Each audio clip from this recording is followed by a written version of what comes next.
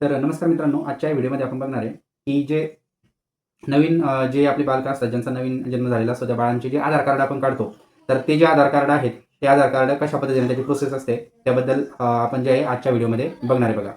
तर मित्रांनो, काय होतं ना की नवीन बाळाचे आधार कार्ड काढण्यासाठी आता 2023च्या अगोदर कसं होतं की तुम्ही एकतर आई किंवा वडील यांच्या दोघांपैकी कोणाचाही एकाचे डिटेल देऊन तुम्ही आधार कार्ड काढू शकत होता.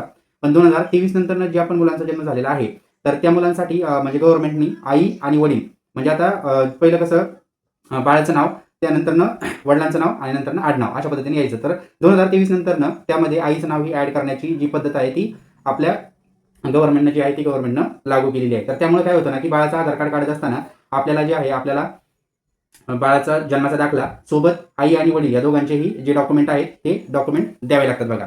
तर त्यामुळे होतंय काय ना की जे पण तुम्ही आधार कार्ड बनायला जाता तिथं आई आणि वडील यांचे आधार कार्ड आपल्याला कंपल्सरी द्यावे लागतात, ते मागून घेतात. तर नवीन आधार कार्ड काढताना काय करा की एका वेळेस एकाच बाळाचं आधार कार्ड जे आहे ते काढा. तर कधी कधी काय होतं ना की एक दीड वर्षापूर्वी किंवा 2 वर्षापूर्वी जन्मलेलं बाळ आणि आता जे नवीन दुसऱ्या बाळाचा जर जन्म झालेला असेल, तर लोक काय करतात की ते पहिल्या बाळाचं जे आधार कार्ड आहे ते आधार कार्ड काढलेलं नसतं. 2 वर्षानंतर दोन्ही बाळाचे सोबत आधार कार्ड काढतात आणि आधार कार्ड काढत असताना काय प्रॉब्लेम होतो ना की तुम्ही जे आहे दोन्ही बाळांना आई आणि वडील यांच्या दोघांचे आधार कार्ड देऊन टाकता. तर त्यामध्ये प्रॉब्लेम काय होतो की एका बाळाचं आधार कार्ड बनून जातं प्रॉपरली आणि दुसऱ्या बाळाचं आधार कार्ड कधी कधी डुप्लिकेटमध्ये जातं बघा. डुप्लिकेटमध्ये याच्यामुळे जातं की तुम्ही दोन्ही बाळांना जे आहे सेम डिटेल जे आहे ते दिलेले असतात. कधी कधी दोन्हीचे पण आधार कार्ड बनतात, त्याबद्दल आपण जे आहे आपण असं नाही म्हणतो बनतच नाही, पण प्रॉब्लेम खूप येतात. ठीक आहे. तर एक काम करा, जर तुम्ही 2 बाळांचे आधार कार्ड जर काढत असाल नवीन एनरोलमेंटसाठी म्हणतोय बरं का मी, तर तुम्ही काय करा की पहिल्यांदा एका बाळाचं आधार कार्ड काढा. त्याच्यासाठी जे पण नेसेसरी डॉक्युमेंट असतात, बाळाचं जन्माचा दाखला, आई वडिलांचे ॲड्रेसचे डिटेल आणि आधार कार्ड वगैरे जे आहे ते द्यावे लागतात. तर ते तुम्ही दोन्ही द्या, पण एका वेळेस एकाच बाळाचं आधार कार्ड काढा. जेणेकरून काय होईल की तुमचं जे आधार कार्ड आहे ते आधार कार्ड डुप्लिकेटमध्ये जाणार नाही. तर हे तुम्ही लक्षात ठेवा. एका बाळाचं आधार कार्ड बनवून आल्यानंतर तुम्ही दुसऱ्या बाळाचं आधार कार्ड नक्की काढू शकता. आणि आधार कार्ड काढत असताना आता बाळाचं नाव, वडिलांचं नाव, आईचं नाव आणि आडनाव अशा पद्धतीनं जे आहे ते आधार कार्ड त्या पद्धतीने बनवून येतं 2023 नंतरचं.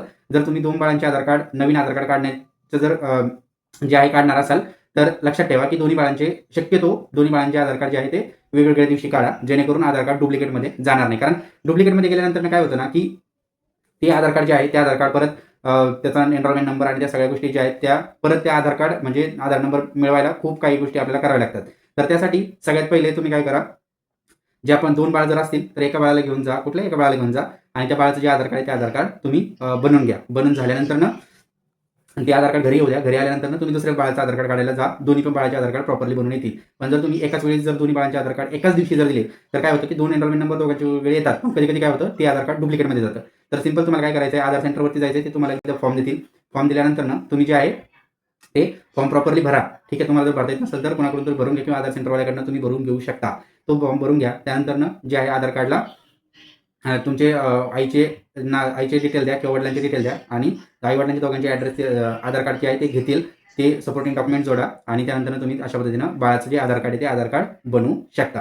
व्हिडिओ जर आवडला असेल तर अशाच नवीन माहितीसाठी आपल्या चॅनलला सबस्क्राईब करा आणि जर कोणाला जर पाहिजे असेल तर हा व्हिडिओ नक्की शेअर करा. आणि कोणाचं आधार कार्ड जर डुप्लिकेटमध्ये गेलेलं असेल तर कृपा करून 1947 हा टोल फ्री नंबर आहे, त्यावरती तुम्ही तुमचे डिटेल द्या.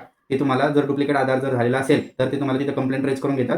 कंप्लेंट रेज करून झाल्यानंतर 21 दिवसामध्ये तुमचं जे नवीन एनरोलमेंट किंवा जे पण अपडेट असेल ते अपडेट तुम्हाला पुन्हा तिथंच कॉल करून जे आहे ते तुम्हाला रिझॉल्व्ह करून देतात. तर जर झालं असेल तर तुम्ही बिनधास्त कंप्लेंट करा. जर काही प्रॉब्लेम असेल तर कमेंटमध्ये तुमचे जे इश्यूज आहेत ते टाका. आपण त्यावरती सोल्युशन देण्याचा प्रयत्न करू.